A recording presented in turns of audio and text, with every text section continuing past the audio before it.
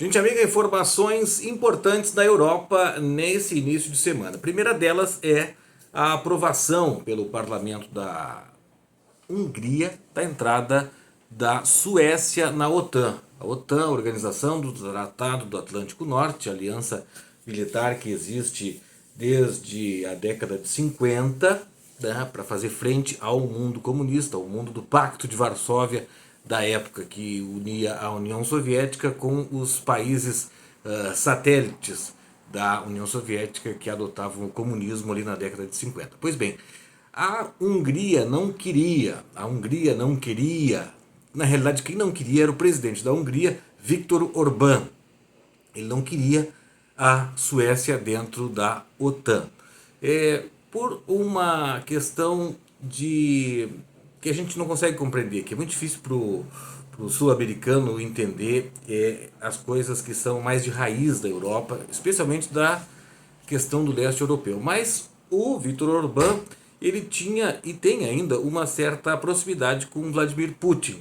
E por causa dessa proximidade, ao mesmo tempo ele tem proximidade com o ex-presidente dos Estados Unidos, Donald Trump. Essa coisa mais da direita, nacionalista, antiglobalista e tudo mais. Então, por essa capa ideológica dele, ele vinha evitando autorizar a entrada da Suécia na OTAN. Pois bem, isso aconteceu agora segunda-feira. A Suécia só esperava a Hungria para entrar na OTAN. Tinha lá, ainda em 2023, a rejeição, a objeção feita pelo presidente da Turquia, Recep Tayyip Erdogan, que não queria a Suécia na OTAN. Por que ele não queria? Porque ele acreditava, e acredita ainda, que a Suécia abriga militantes terroristas do Partido do Kurdistão, Partido dos Trabalhadores do Kurdistão. E esses elementos, essas pessoas são consideradas terroristas na Turquia. E o Recep Tayyip Erdogan, então, construiu lá, negociou, como bom turco que é, conseguiu fazer a negociação com a Suécia e aprovou a entrada dos suecos na OTAN. Então só se esperava a aprovação da Hungria, que aconteceu nesta segunda-feira.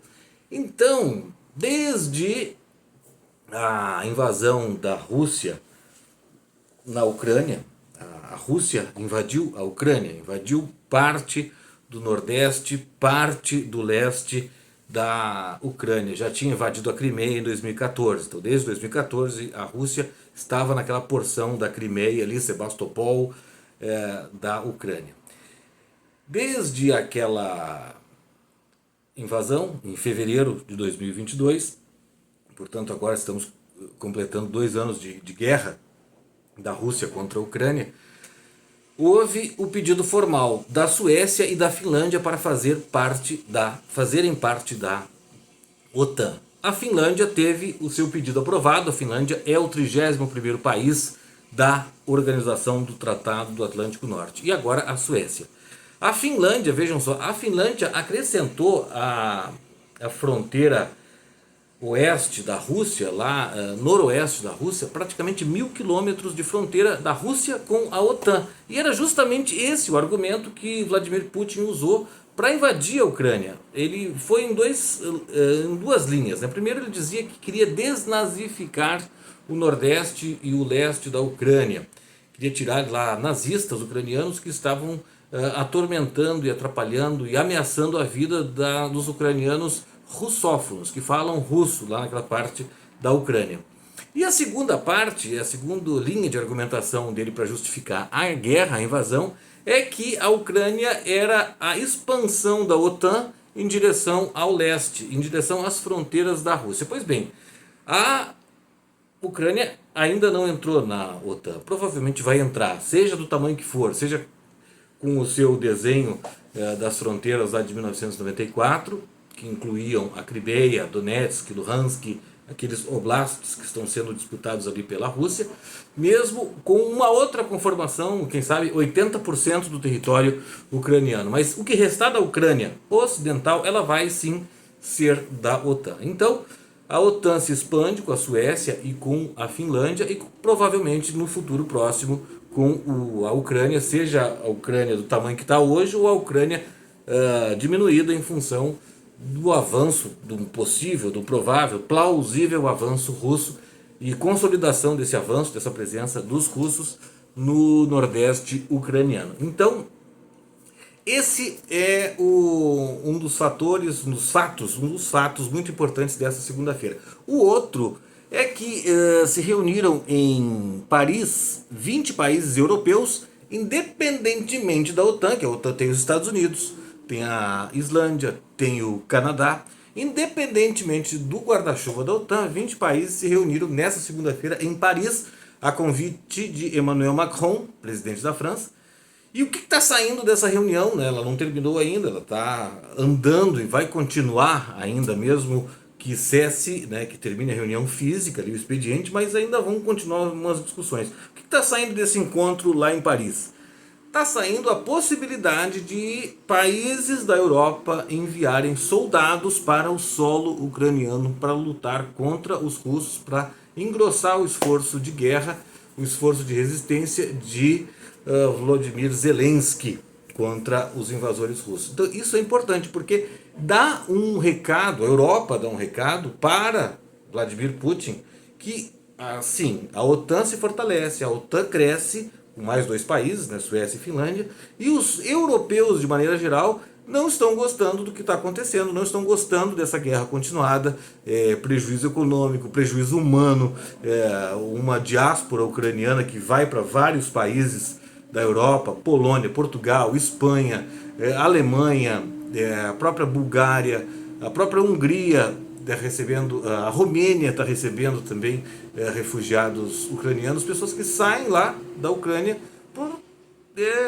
preservar a própria vida, preservar a própria família, sendo que muitos jovens, homens, ali a partir dos 18, 19 anos, estão sim no esforço de guerra e provavelmente vão ter algum tipo de sofrimento. Ou vão morrer no front, ou vão voltar sequelados com alguma ferida, com alguma amputação. É uma guerra muito complicada, apesar de estarmos no 24º ano do século XXI. Nós ainda temos guerra de trincheira, arame farpado, batalha corpo a corpo, praticamente só faltou a baioneta, né? Mas tem batalha corpo a corpo, sim, tem drone jogando granada dentro de trincheiras. Então, esse movimento todo incomoda a Europa, apesar de que há uma narrativa dizendo que a Europa está cansada de guerra, que a Europa quer fazer cessar essa ajuda internacional europeia para a Ucrânia, mas não, a Itália reafirmou seu compromisso com a Ucrânia, a Alemanha, a França, a Espanha, são países, o Canadá, 4 bilhões e meio de dólares, o Canadá vai dar para a Ucrânia nesse ano 4 bilhões e meio de dólares, isso dá mais ou menos aí uns 15 bilhões de reais, é muito dinheiro que o Canadá está dando dentro desse esforço de guerra. Próprios Estados Unidos, mesmo com aquelas questões ali de congressuais ali de evitar a aprovação do pacote de quase 60 bilhões de dólares para a Ucrânia, vai acabar dando, talvez não seja os 60 bilhões, mas vai acabar passando algum dinheiro, porque são empresas americanas que estão patrocinando boa parte desse esforço de guerra lá. São empresas que fabricam o HIMARS, o Abrams, o Javelin, são vários equipamentos de defesa e ataque que são feitos por empresas norte-americanas que precisam vender. Então os Estados Unidos vão acabar dando esse valor, né? Então há sim, mesmo com toda a narrativa de que a Rússia está crescendo no campo de batalha, está crescendo, é importante admitir isso, que sim crescente. Nesse ano de 2024, a presença da Rússia conseguiu se consolidar em vários pontos do Nordeste ucraniano. Mas a Europa não parou de ajudar e ela está se programando para ajudar mais. Inclusive nessa reunião agora, deste 26 de fevereiro, em Paris, levantando a possibilidade de enviar soldados, boots on the ground, dos exércitos europeus para defender a Ucrânia. Tá bom, gente? Agora esse vídeo tem 10 minutos, praticamente 9 minutos e pouco, e vamos continuando fazendo shorts aqui no YouTube. Segue lá, recomendo o canal, tá bom, gente? Sempre com um bate-papo internacional, um bate-papo de comentário de política internacional. Grande beijo!